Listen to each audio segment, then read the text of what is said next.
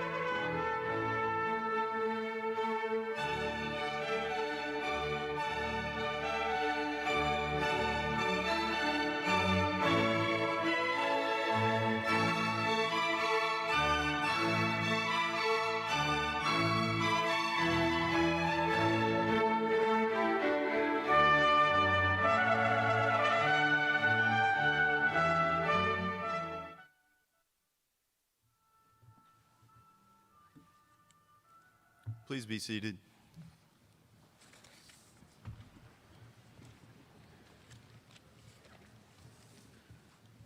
Welcome to the white coat ceremony for the class which entered medical school in 2020, our class of 2024. My name is Craig Hosley. I'm the Senior Associate Dean for Medical Education and the Chair of the Department of Medical Education. Our Dean, Dr. Selwyn Vickers, unexpectedly was unable to attend today's ceremony, but he sends his regards to the class, the faculty, and all the guests. Traditionally, this ceremony is held at the beginning of your medical school journey, just after the Patient, Doctor, and Society course. But as with many things, COVID made such a ceremony impossible last year. As the leadership discussed when to have your class's white coat ceremony, we felt it was important to do it now as a way to symbolically welcome you to the School of Medicine and the medical profession, and to say how proud we are of your class and the grit and determination you've shown over the past year. The first year of medical school is challenging enough. That you have successfully navigated that year under the COVID-related conditions is simply remarkable. In many ways, you've developed skills that no other class in our school's history possessed after 1 year of medical school, and these skills will serve you well in the profession. The white coat ceremony was created in 1993 by the Arnold P. Gold Foundation to emphasize the importance of compassionate care for the patient as well as scientific proficiency. It is fitting that you receive your white coat in the presence of your family, friends, faculty, and alumni, the people most invested in seeing you succeed. Without their support and the encouragement of many others along the way, you simply would not be here today.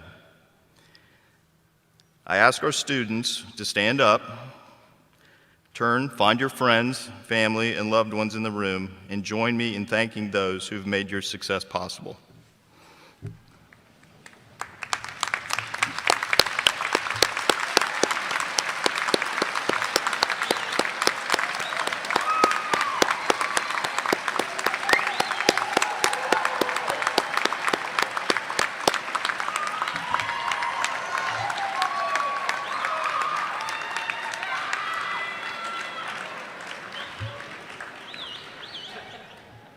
Okay, you can be seated.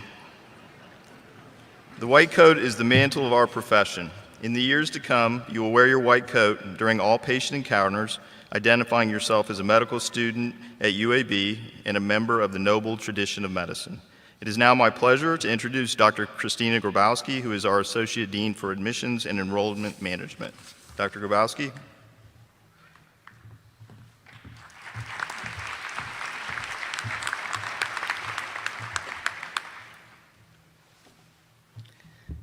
It is my distinct pleasure to introduce you to the class that entered medical school in 2020. As you're about to hear all of the information I can share with you about the class, I'm sure you will agree that these medical students are going to make phenomenal physicians. For this class, we had 4,614 applicants to the School of Medicine.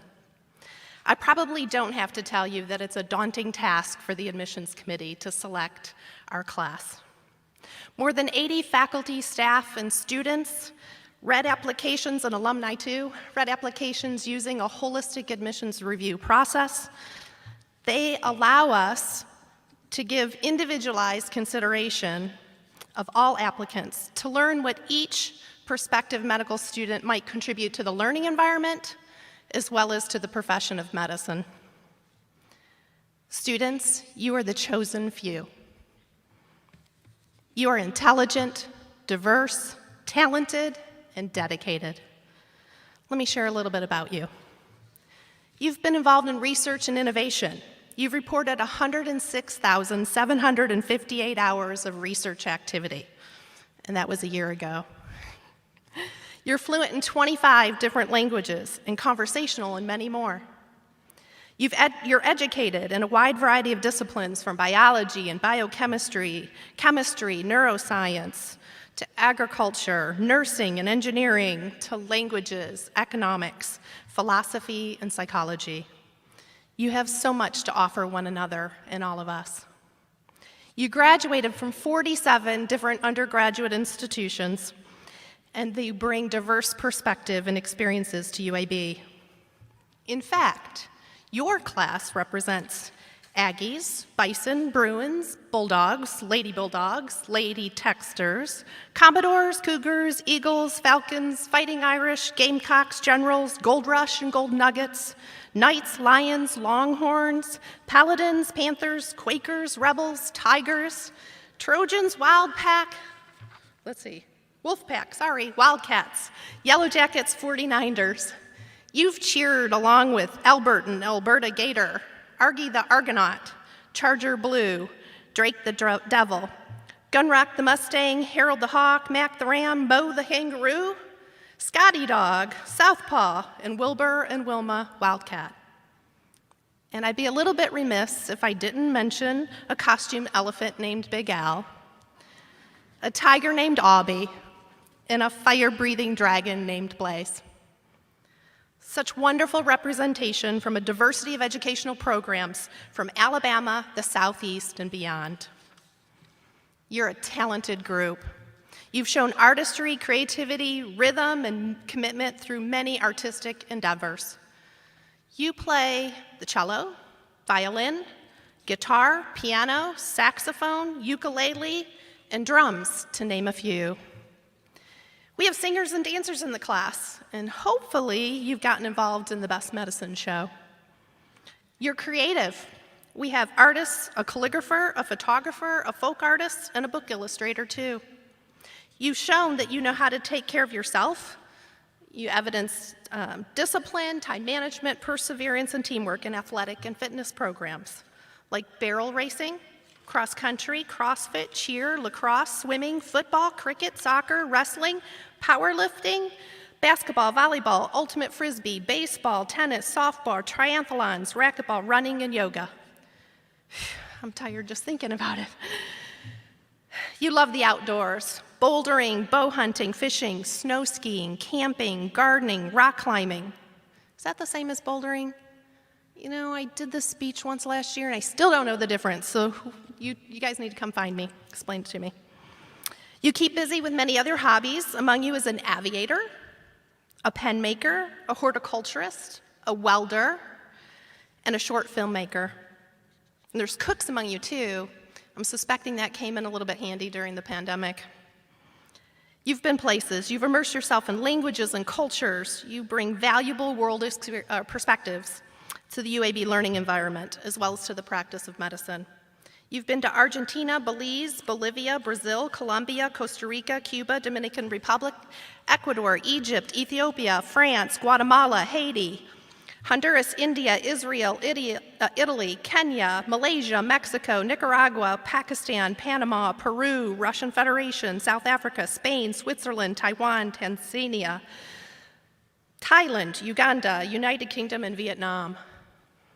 There are a lot of passport stamps in this group for sure. So perhaps more impressive is your commitment to serving others. You've demonstrated a giving heart in so many ways. You've built a mud hut for a family in Kenya, provided hand massages for chemotherapy patients. You've served as an advocate for sexual assault victims and their families, helping them with emotional support and necessary procedures. You've addressed food insecurities by working at food banks, homeless shelters, and soup kitchens. You've learned through hospice the importance of compassion and companionship at the end of life. You've helped people with physical disabilities achieve their goals in physical activities and sports and recreation. You've served as big sibs, mentors, and buddies to disadvantaged and differently abled youth. You've learned how building strong relationships allow you to offer more personalized care. You've built homes for those in need through Habitat for Humanity. You've learned the importance of openly listening without judgment. You've cuddled premature babies to help relieve their pain and discomfort. You volunteered as a Spanish language translator in a free clinic. You better understand the far-reaching emotional toll of natural disasters. You've developed patience, humility, compassion, empathy, listening skills, persistence, and so much more. You've made wishes come true. You've helped high school dropouts receive their GEDs. You've spent countless hours at camps for children with serious health issues. You've invested in education of others through so many one-on-one literacy, science, and math tutoring programs. You've staffed countless free clinics. You've dedicated more than 123 hours of your time serving others, and that's before you got here. I know there's more hours on there now. You've made a difference in the lives of others, and they've made a difference in yours. And here today, you pledge yourself to a career of taking care of others. Finally, I would be remiss if I didn't mention another incredible accomplishment. You survived the first year of medical school during a global pandemic. You're amazing.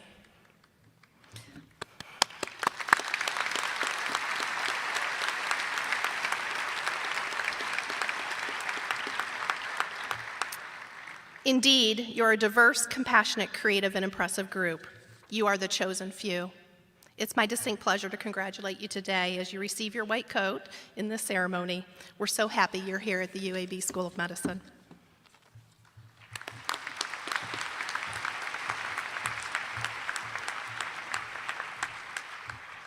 Thank you, Dr. Grabowski.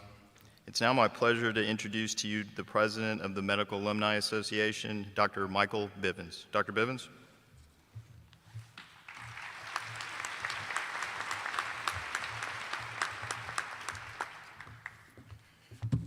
Thank you, Dr. Hosley. Isn't it amazing that we're able to be here today? And I just want to say that, I'm proud of you guys. You guys took that challenge on. You learned in a difficult time, and you're very resilient. You handle it with class and professionalism. So congratulations to you. As president of the Medical Alumni Association, today I have two responsibilities. The first is to address the gift of the white coat and to celebrate our new colleagues. The second is to honor a role model in our profession. To the incoming class of 2020, the Medical Alumni Association joins you, your family, the school, and the profession of medicine in celebrating this remarkable point in your lives and your careers. It is our tradition that the Medical Alumni Association gives the incoming class with the first white coat. The white coat of medicine symbolizes integrity, purity, and wholesomeness. Physically, it will fit you now, but you will grow into it and come to represent its symbol as you make your way through medical school. On behalf of the Medical Alumni Association, we congratulate you on reaching this important time point. We stand ready to support your growth and development towards your career in medicine. Some ways that we have found to provide support include scholarship, the emergency financial support through our medical student assistance fund, and we sponsored several events to include the recent MS2 Welcome Social. We'll have several events throughout the year, and I hope that you guys will engage and come out and we can get to know you better. We wish you the best of luck, good health, and the powers that come from hard work, social support, and the nurtured spirit. Now, my second task today is I want to announce the recipient of this year's Martha Myers Role Model Award, which recognizes humanism in medicine. This year, with many worthy candidates, the Medical Alumni Association selected one individual whose career has spanned over decades. A bio will be framed in the Martha Myers Role Model Lounge, which is on the 4th floor in Volcker Hall. The recipient is Dr. Pink Falmer, who was raised in Montgomery, Alabama, and graduated from the University of Alabama School of Medicine in 1972. After completing his internal medicine residency at UAB, Dr. Falmer joined the Simon Williamson Clinic at Baptist Princeton in Birmingham, where he would practice medicine and practice primary care and internal medicine for 29 years. Due to his interest in rural health disparities, in 2005, he started his solo practice in Brundage, Alabama, which is actually my hometown. But it's a small town in Pike County, Alabama, that had been without a physician for years. After finding a doctor to replace him at his practice in Brundage, he returned to Birmingham, Alabama in 2010 to practice urgent care and again develop a primary care practice with the MedHelp PC. After his retirement in 2016, Dr. Farmer continued his practice in medicine by supervising clinical trials, which included the COVID-19 Moderna and Janssen trials. He's also involved in the Underrepresented in Medicine Scholarship Committee. Dr. Richard DeShazo nominated Dr. Farmer for this award, and his comments included these. The characteristic behaviors Pink has always demonstrated are a high level of clinical competence with care delivered in a patient-centric, warm, and caring manner, just the way Martha did. He is a born teacher both to his patients and trainees. He respects and values all he meets with great humility and has always been willing to sacrifice his best interests for his patients. I've had the pleasure of working with Pink on the Medical Alumni Association, and he is truly a physician servant. He is wholeheartedly devoted to his mission, to the mission of the School of Medicine. Today, Pink is not here, and he will be given this award in a subsequent ceremony in a couple of weeks. But I would like for all of us to at least give him an applause.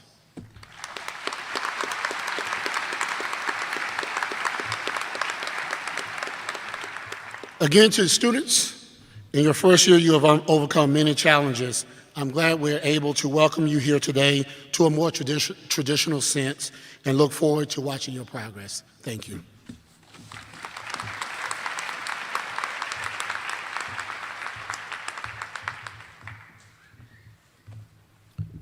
Thank you, Dr. Bivens.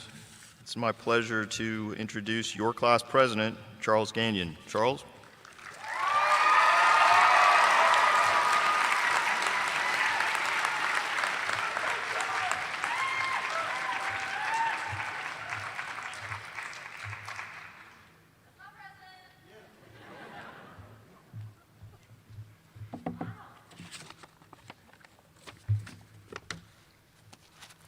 Thank you, Dr. Hosley.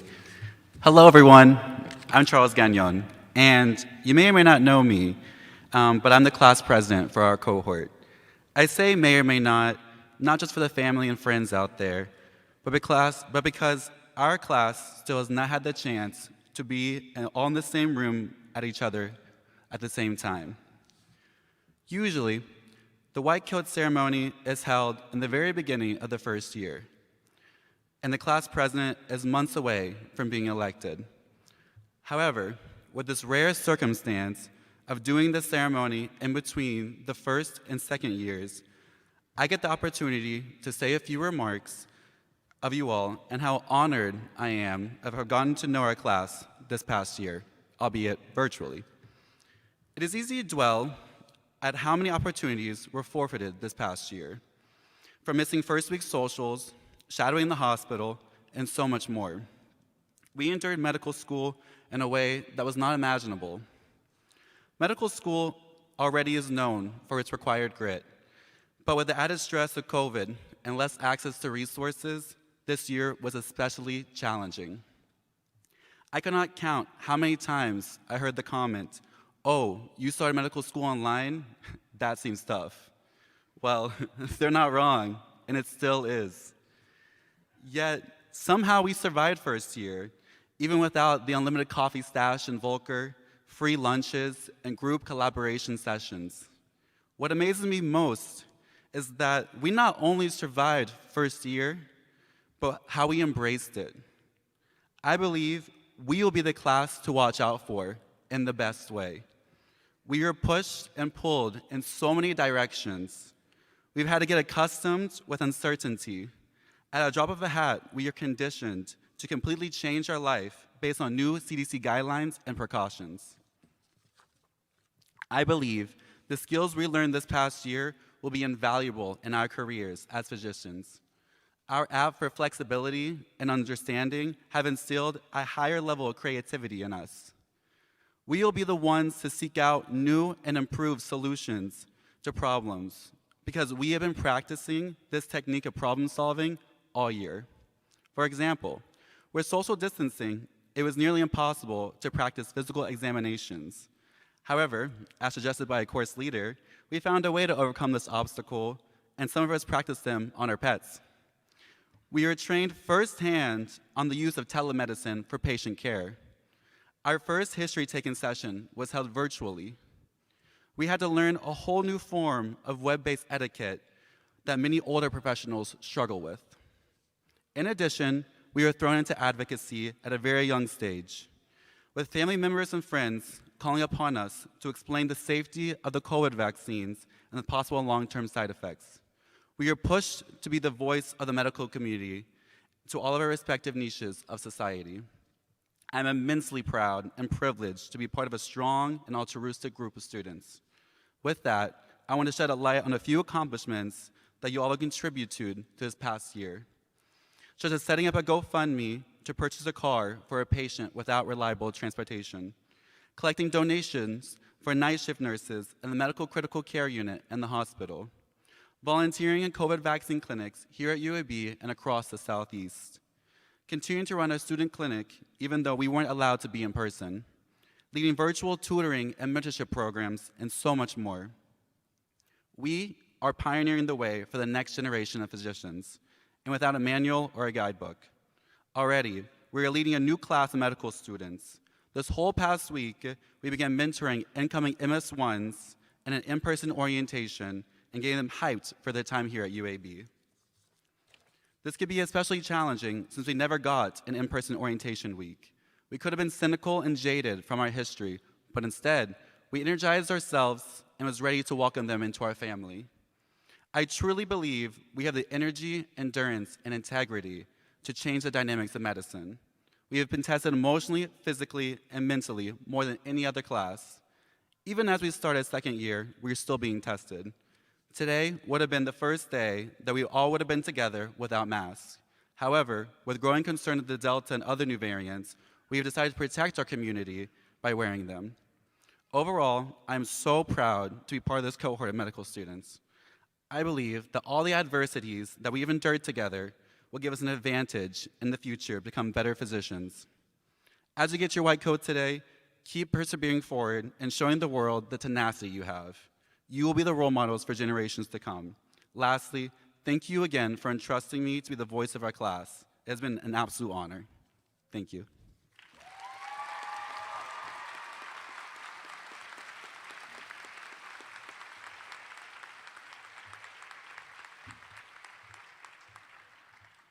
Thanks, Charles. Next, we will welcome to the podium our keynote speaker, Dr. Kevin Leon, who is our Associate Dean for Undergraduate Medical Education. Kevin?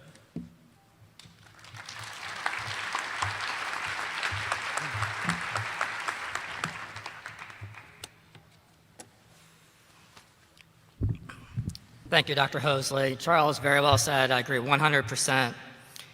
It is my distinct honor this afternoon to be able to stand before you on one of the most momentous occasions in your medical school career, your indoctrination into the healthcare profession by receiving your white coat. I'd like to talk about three things this afternoon. First, I want to start a little bit with the history of the white coat and its symbolism.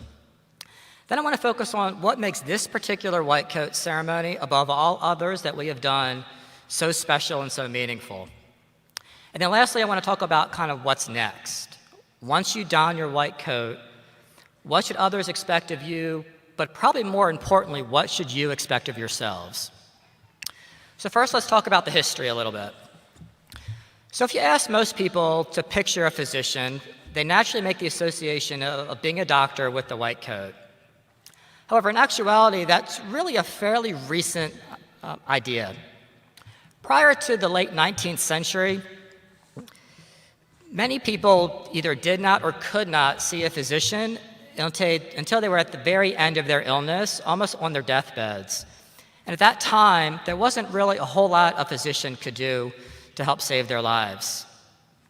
In addition, there wasn't a whole lot of scientific evidence-based medicine to help guide physicians at that time. So while we tried, there was little other than support for patients. Physicians typically wore more formal attire, typically black. So therefore, it's not really surprising that many people at that time associated being a physician more with death and the Grim Reaper. And it wasn't just the physicians. This was nursing and other healthcare providers as well. Many of the nurses around that time, they were, in the hospitals or in clinic at least, were nuns, and they were donning their black habits. However, in the late 19th century, there were several academic breakthroughs in medicine. Perhaps the most important of these was the idea of antisepsis. So it was not until the discovery of sterile techniques and antisepsis in the late 19th century that physicians began wearing white coats, which now symbolize more purity, hope, and life. The white coat now symbolizes more science-based antiseptic medicine, similar to the laboratory coats worn by the scientists in their labs. And that's where the white coat comes from. I found it almost symbolic this past year when the COVID-19 pandemic devastated people from all around the world that we actually shed our white coats. Now, realize this was most likely due to our fear of contaminating our coats and spreading the virus to others. However, I find a little bit of symbolism in this. When the pandemic first hit and started people getting sick and dying by the thousands, we really didn't have much scientific therapies that were proven to be effective. When all this hit, we supported our patients the best we could, but it was really just that. We supported them. The symbolism of like people were dying, we weren't able to save our patients' lives like we were taught how to do. This past year and a half, a lot of hope went out of a lot of healthcare professionals, aside from just the general population. So it's kind of symbolic that the white coats also kind of left the clinical realm around the same time. Then science came to our rescue once again with the development of antiviral drugs for COVID-19, monoclonal antibody therapies. We actually had clinical guidelines now to help us guide therapy and best practices. And probably most importantly was the development of safe and effective vaccines. And with these breakthroughs, we've seen a dramatic decrease in COVID-19 related deaths. We've been reinvigorated as physicians. Our hope has come back. We are now saving the lives. And as our hope has come back, so is the white coat in clinical practice. Now I want to focus a little bit on the second topic that I mentioned earlier. I want to focus on why this particular white coat ceremony is so special and meaningful to all of us, and how this is really different from prior white coat ceremonies. As Dr. Grabowski mentioned earlier, each of you were admitted to medical school because we saw something special in you. Those traits, those values, those personable attributes that we know are going to make you outstanding physicians. Now, all professionals have knowledge in their respective fields and training. While knowledge is certainly very important, knowledge is not what defines a physician. Frankly, teaching you the knowledge is comparatively easy. What we can't teach you is character. That is what your parents, your grandparents, your siblings, other family members, your friends, your families, that's what they helped instill and cultivate in you. And that is what, in particular, you have shown us over this past year. Please bear with me and indulge me as I brag a little bit. I'm going to expand a little bit on what Charles was talking about, because I want everybody in this concert hall to know some of the amazing work that this particular class has done over the past year. Your class, you, have volunteered over 1,100 hours in Equal Access Birmingham. That's our student-run free clinic. That's despite the pandemic. You provided care to patients that had nowhere else to turn, especially during the pandemic. You made sure that they had the medications that they needed. You made sure they had the resources that they needed just to survive. Your class volunteered at all vaccination clinics for COVID-19. Many of you were not even vaccinated when you were volunteering at these clinics yourselves. Throughout the pandemic, many of you volunteered with senior companionship. You made calls to homebound and isolated senior citizens in their home during this past year, which was difficult enough for everyone, but for isolated senior citizens, even more important. You provided over 100 hours of smoking cessation counseling to clients at the Foundry. You provided free one-on-one exercise counseling by phone to patients from Cooper Green Mercy Hospital. And many of you volunteered your summer to volunteer at camps for children and adults with both health and educational needs. including Camp Smile a Mile, Camp Rappahope for children with cancer. You volunteered for Camp Seal Harris for children with diabetes, and you volunteered with Upward Bound for persons with disabilities. This past year, you've cared for family, you've cared for friends, each other, complete strangers, you've cared for us, and sometimes at your own personal risk. If that is not what being a physician is all about, then I don't know what is. And that is what the white coat stands for. So then why is this year even more special? Because we're not just giving you a white coat at the beginning of medical school. This class has earned the white coat. So now what's next? Now you have your white coat on, you have the awesome responsibility of caring for patients. Wearing the white coat identifies you as someone who can be trusted with patients' lives. You are about to embark on a journey of self-discovery. You will discover things about yourself that you never knew. You will have experiences that will shape who you will become from now on. More importantly, you will discover that you're not perfect, but that no one, not even your patients, expects you to be perfect. You'll be surprised at your resilience, your compassion, your dedication. You will learn how to relate and build relationships with all different types of people, irrespective of their background, their age, their gender, their race, their ethnicity, their sexual orientation, their religious beliefs. You're going to be taking care of everyone, just like you've been taking care of patients these past year. Now, the road you've taken is not an easy one, but it is an incredibly rewarding one. You will have the opportunity to experience life in ways you can't possibly imagine right now. What greater joy can there be being present at the beginning of a new life, caring for that child both physically and emotionally as he or she grows up into adulthood, caring for that individual throughout his or her life. You will share in your patient's lifetime achievements, their milestones, and their joyous times. You will be there to support your patients through difficult times as well. You will rejoice with your patients. You're also going to cry with your patients. And what an honor it will be to be there at the end of a patient's life as you help that patient pass on without pain, without fear, and with dignity. You will become an integral part of your patients' lives, a part of their family, a friend, and a confidant. What an honor and a privilege that is. There are no words to describe the impact you will have on people's lives. I can think of no greater satisfaction in life. Now, as I close, I want to offer you two pieces of advice as you progress through training. First, look for role models and mentors that you respect and identify with. That could be physicians, that could be patients, that could be your colleagues. They'll serve as your advisors, as your confidants, and will exemplify who you want to become. For me, I had several. During my internal medicine acting internship at Bentab General Hospital in Houston, which is kind of an underserved hospital at that time, my internal medicine attending would take me under his wing, and every afternoon he would take me about 30 minutes every day through the hospital and just teach me how to talk to patients, teach me how to examine a patient so I don't need diagnostic testing, but just to relate to other people that were different from me. Dr. Benjamin Branscombe taught me how to be a true companion or champion for my patient and how to be an advocate. Many of you, unfortunately, probably don't know who Dr. Branscombe is. I see many of you probably in the front row probably remember Dr. Benjamin Branscombe.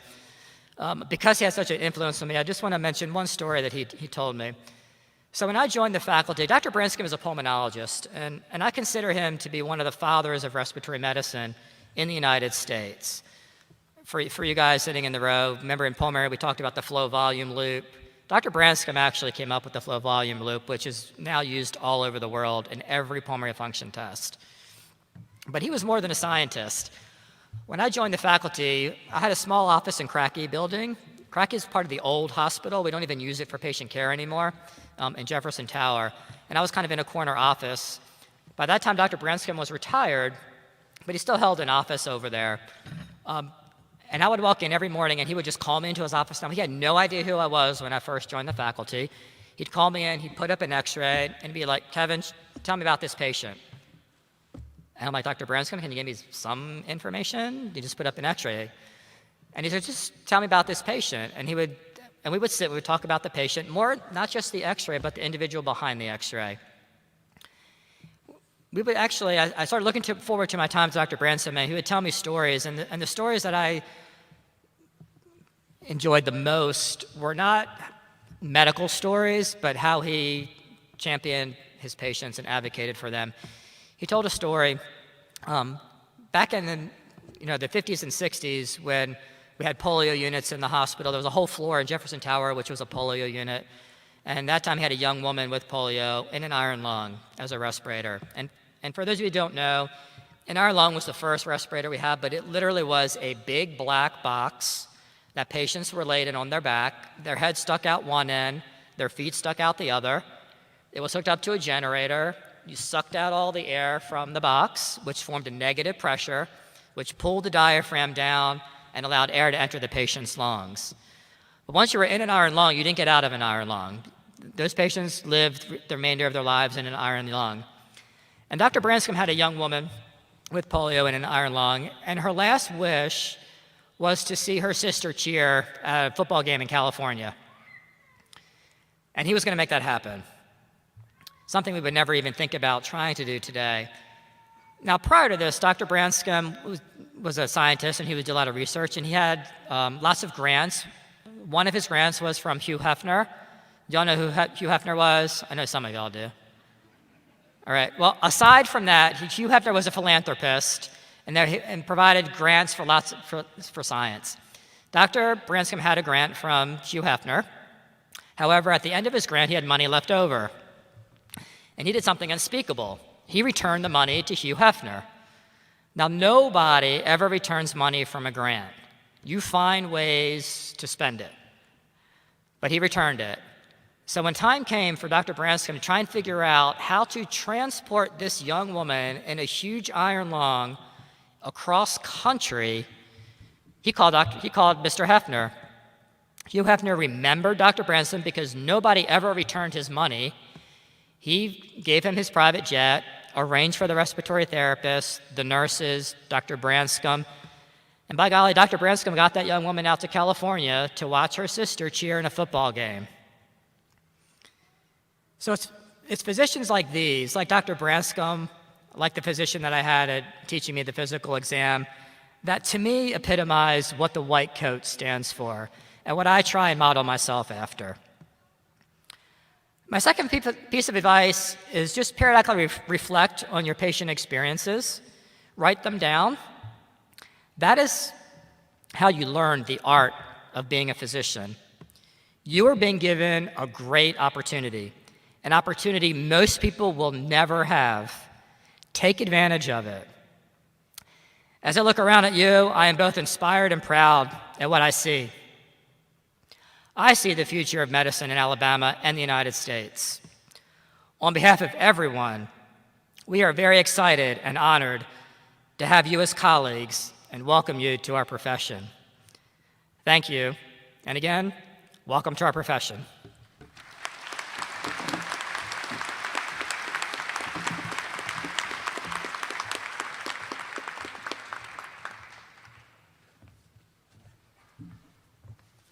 Thanks, Dr. Leon. It's now my pleasure to introduce our Associate Dean for Students, Dr. Nick Van Wagner.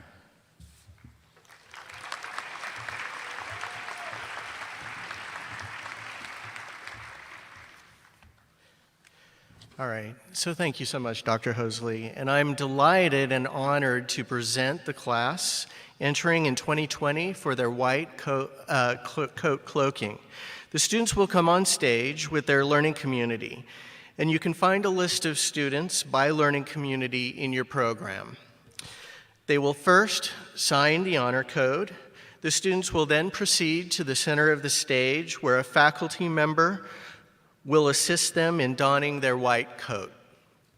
Assisting today's cloaking are Dr. Roger Smulligan, Dean of the Huntsville campus, Dr. Wick Manny, Interim Dean of the Montgomery campus, and Dr. Greer Stewart, representing the Tuscaloosa campus. After they've been cloaked, they will be presented with a Humanism in Medicine lapel pin, a gift from the Arnold P. Gold Foundation. The students will then have an opportunity to have a photo taken with Dr. Hosley. This is a celebratory moment, and we know that many of you want to show your support and your pride for your students, and we definitely want you to do that. All we ask is that you keep your celebrations short so that each student's name can be heard. If the members of the platform party who are involved in cloaking could move into place, please. We're now ready to proceed. So students in the Barfield Carter Learning Community, will you please stand and approach the stage?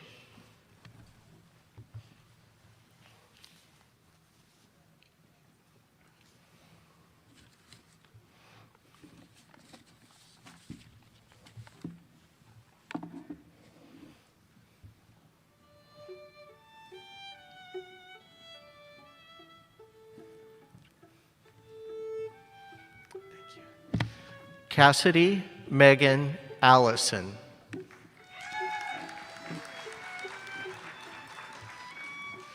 Chandan Raj Basetti. Lucian Ferris Bloodworth III.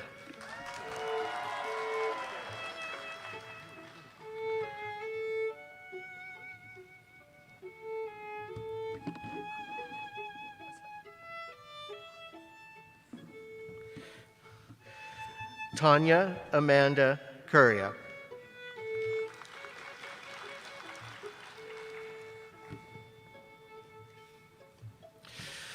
Rishi Kashyap Divalapuli. Tiger Tran Doe. Carlson Stevens Dozier. Savannah Olivia Elrod.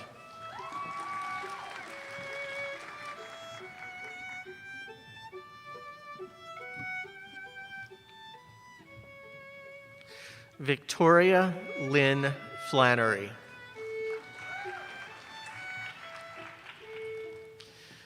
Matthew Collins Hudson.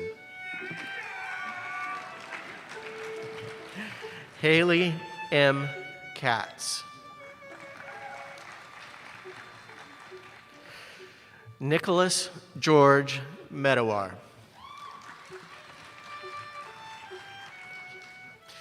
Ian D. Miranda.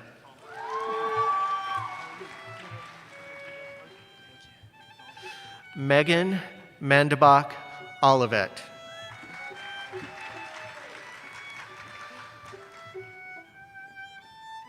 Max Oshowitz.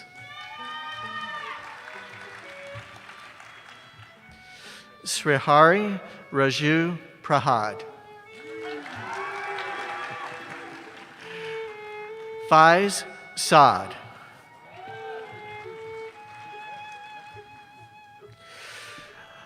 Tarushi Tanaya.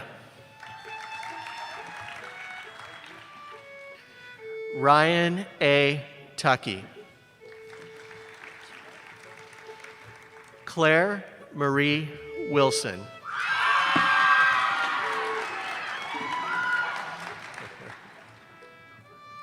Channing Freeman Bruce.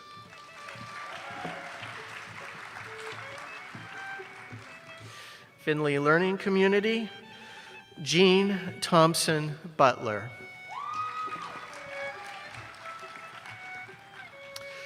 Cyrus Kershaw Bairamji.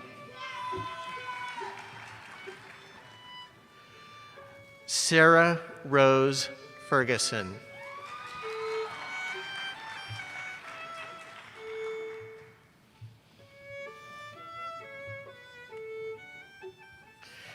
A.J. Girardi.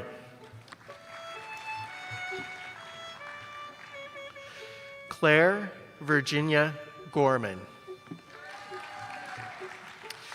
James Ihicki.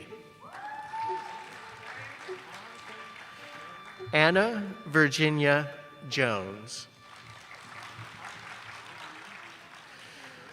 Benjamin Matthew Kisla. Eva Camille Kurtz. Fallon Layler.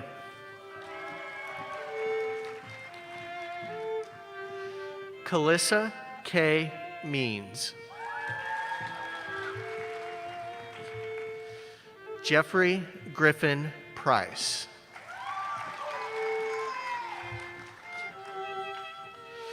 Jernell Simmons. June Elise Wolford.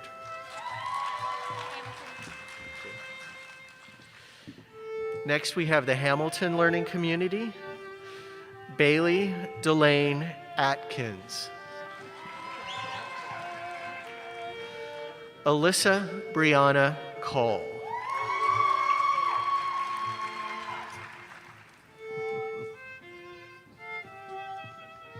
Thank you. Chase Jackson Craven.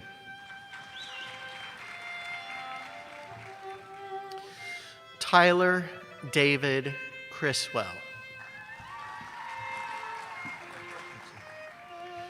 Audrey Rose Driver.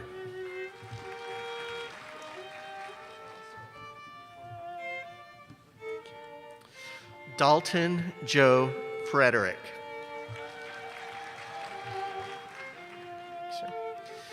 Caleb Reed Hood. Thank you, sir. Michael Harrison Huber.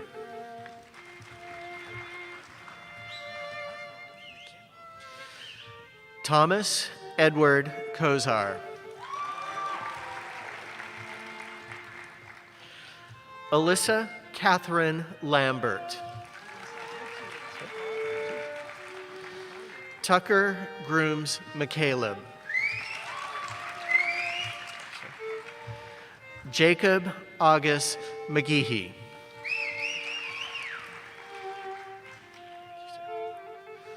Michael Andrew Pettit. Matthew Douglas Raymond. Peyton Elizabeth Robeson.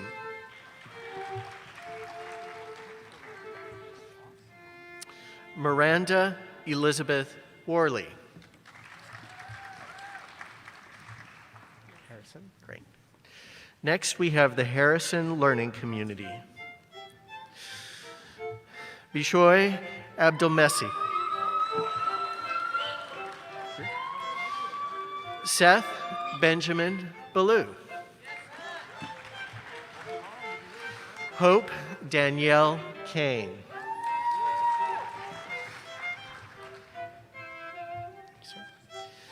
Kenneth Baxter Davis.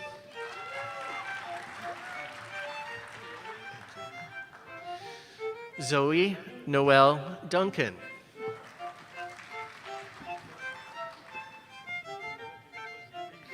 Bethany May Langner.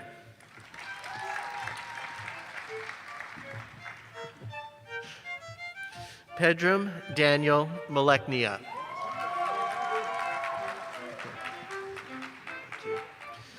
Brianna Naomi Mayberry.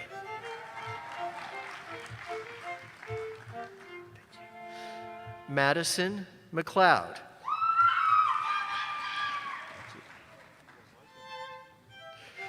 Rebecca Lee Perlman.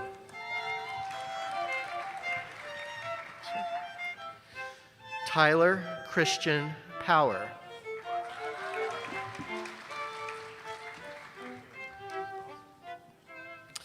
Joshua Hunter Ali Suleimani.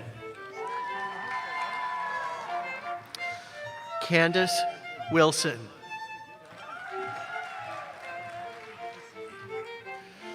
Tamara Zaza.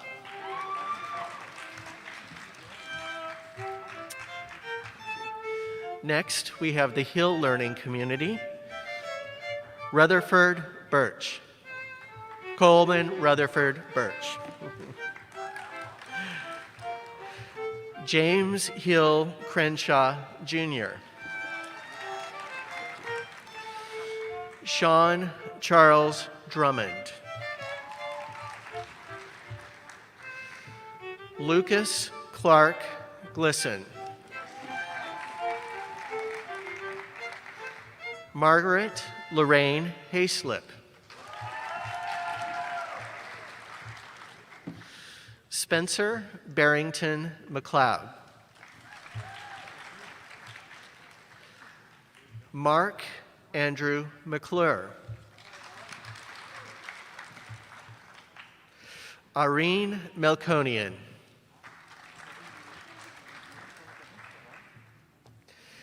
Matthew Dean Moore.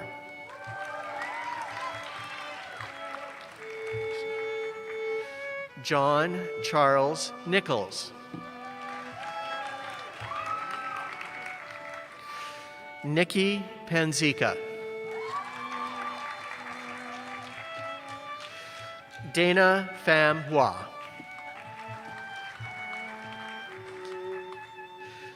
Olivia Ricks.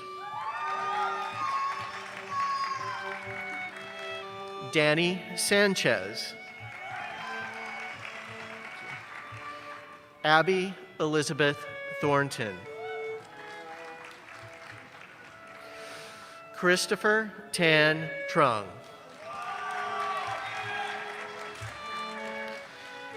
Harrison Lawrence Turner.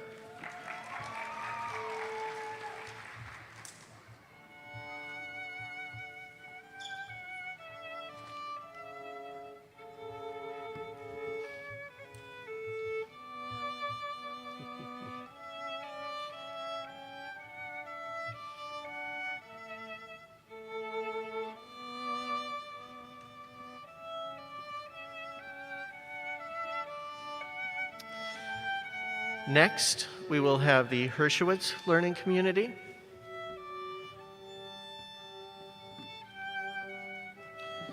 Jacob Bradley Abshire.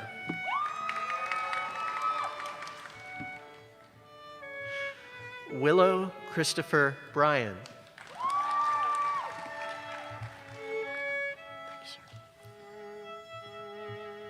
William Curtis Davis III.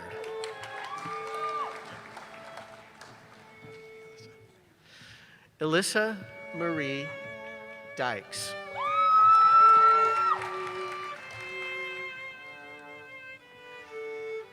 Justina Camille Goldman.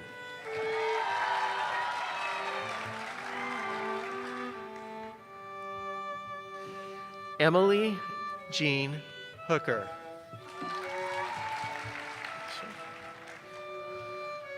Michael Rye Shiver. Give it just a second.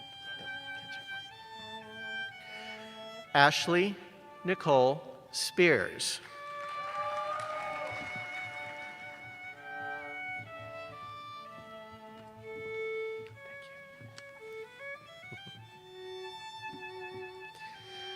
Jillian Alexis Tinglin.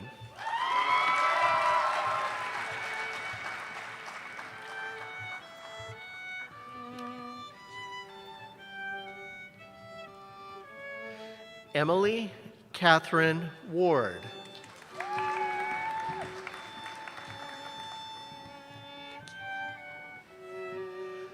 Michaela Justine Watt.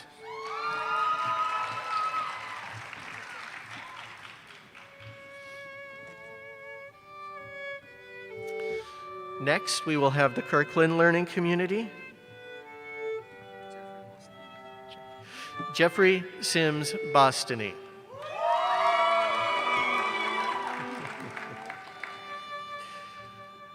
Kevin Wesley Bray.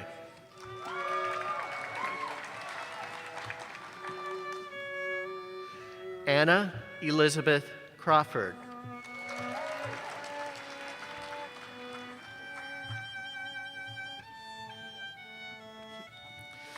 Bhargav Prasad Erla. Give it just a second. Grayson Robert Gimblett.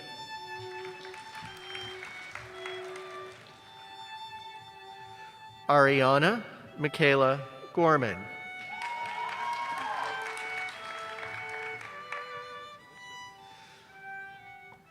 Hannah Isabel Habshi.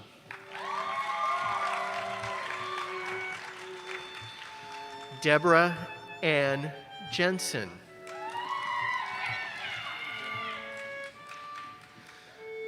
Yuri Kwan.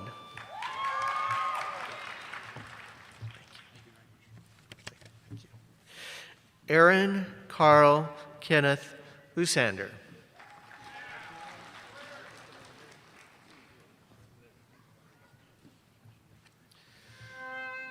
Daniel Manassian.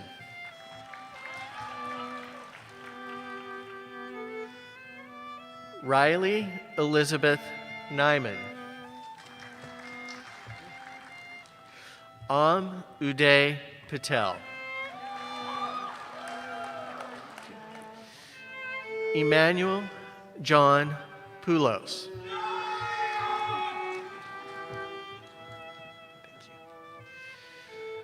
Brittany Ann Marie Roman.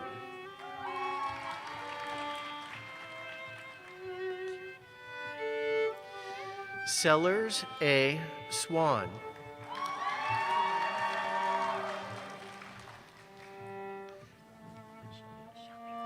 Okay. Shelby Walcott.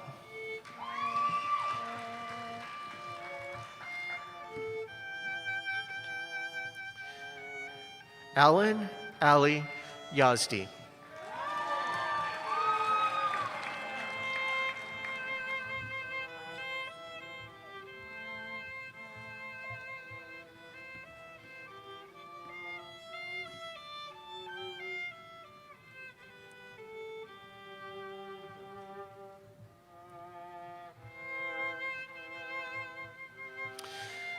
Next, we will have the Lions Learning Community.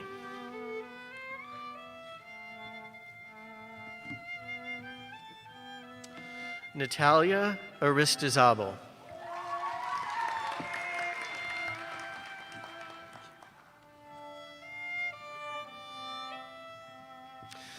Caroline Ivy Bennett.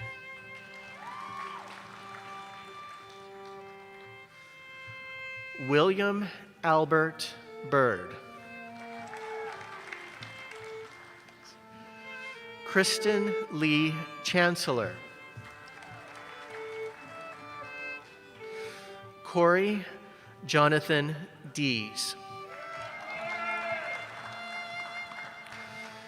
Mitchell Disharoon.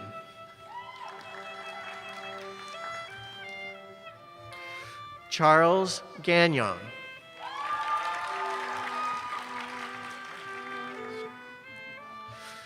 Adu Kwame.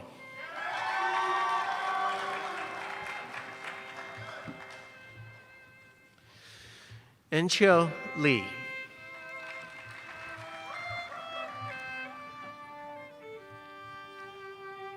Just a second.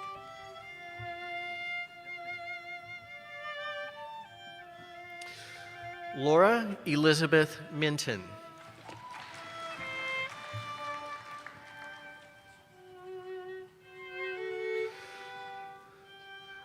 Merle Catherine Nath.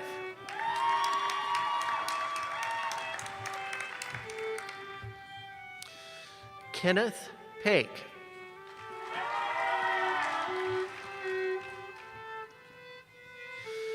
Dahe Park.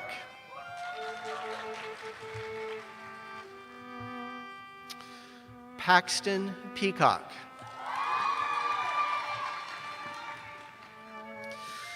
Susanna Ashley Rowell.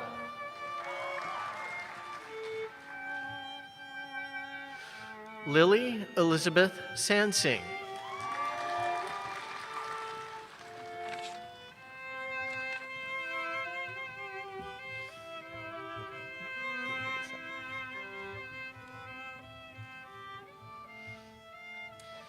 Next, we have the McCallum Learning Community. Ghazal Aurora.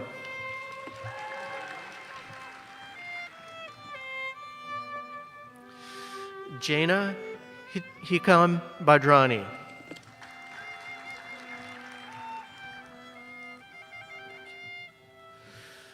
Numer Etesham.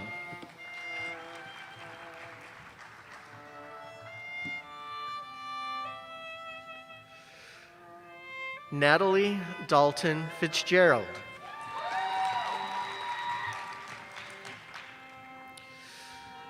Zoe Nicole Fokakis. Jenny Jiachen Sheen.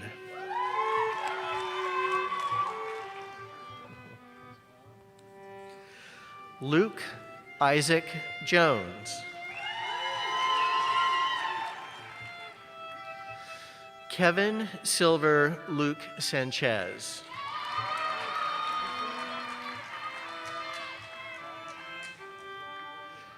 Heather Catherine McKelvey.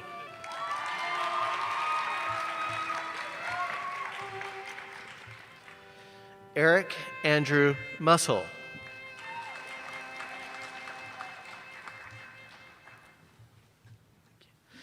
Madeline Grace Ragland.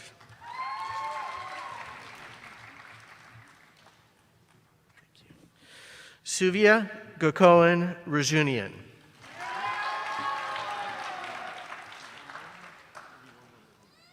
Catherine Lyle Reynolds. Lauren Elaine Silverwood. Josiah Williamson Sowell.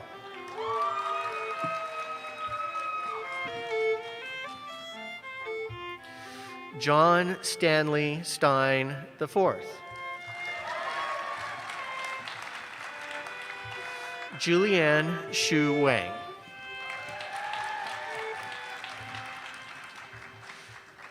Jessica Wing Hoon Wu. Ishant Shantosh Yadav.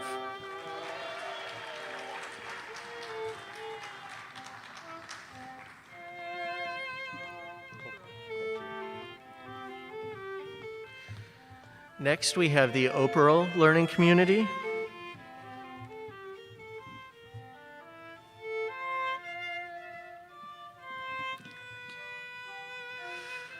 Alicia Alto.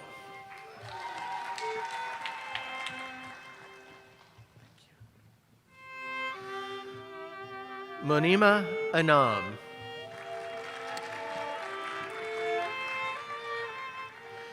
Caitlin Gale Burge. Emmy Chambers.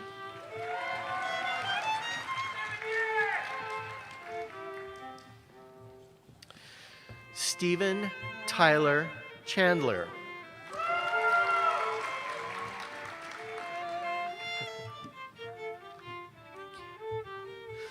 Meghna Haima Kata.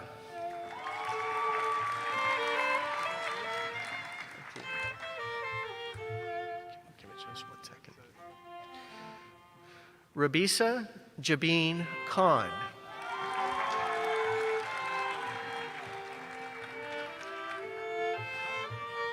Kyle Landers.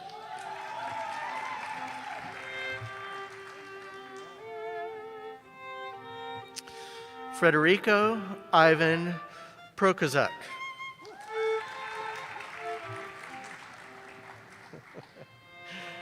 David Francis Chartone.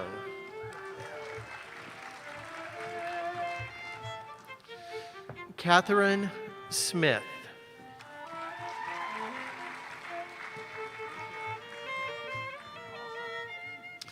Addison James Stewart.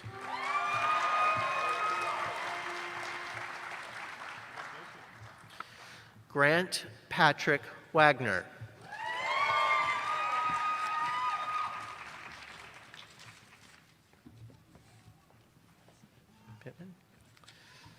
Next is the Pittman Learning Community.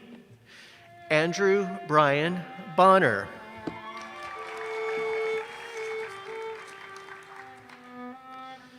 Catherine Virginia Buchanan.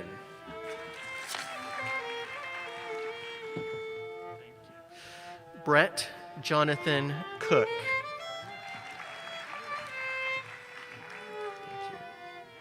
Ayaka Fujihashi.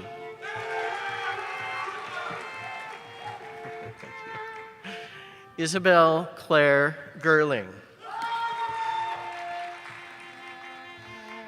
Miles Areg Gregorian.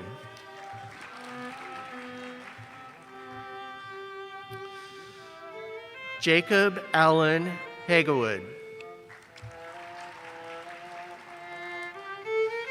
William Kenneth Haynes III.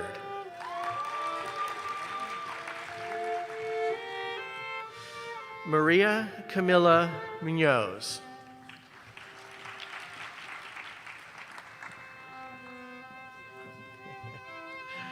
Sky Amber Opstein.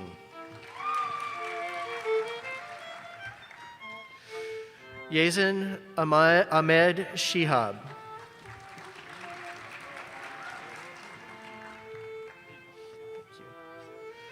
Morgan Rose Sisk.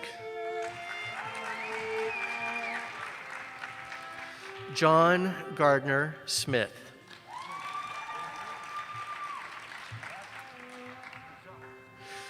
Lydia Chun Yang.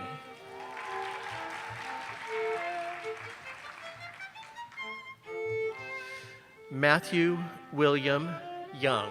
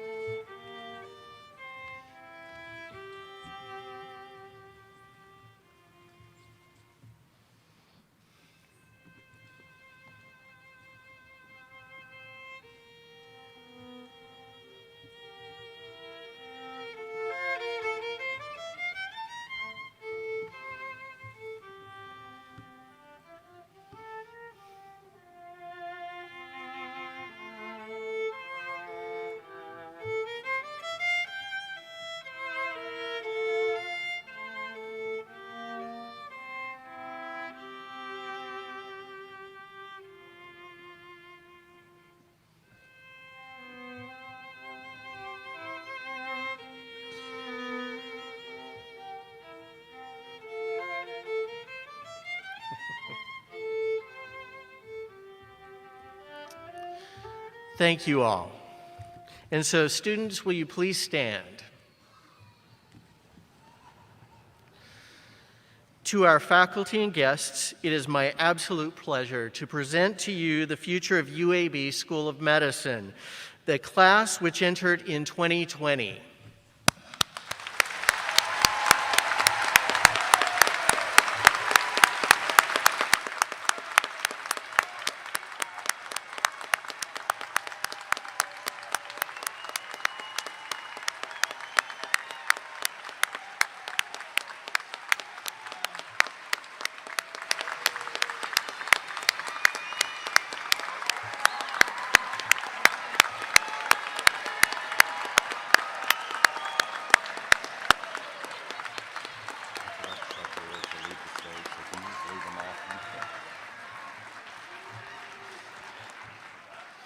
So this concludes our 2021 White Coat Ceremony. I would ask that the audience remain in place while the platform party and then the class recesses. Thank you again. Thank you to all of our incoming class of 2020. We are so thrilled that you are here. Congratulations to you all.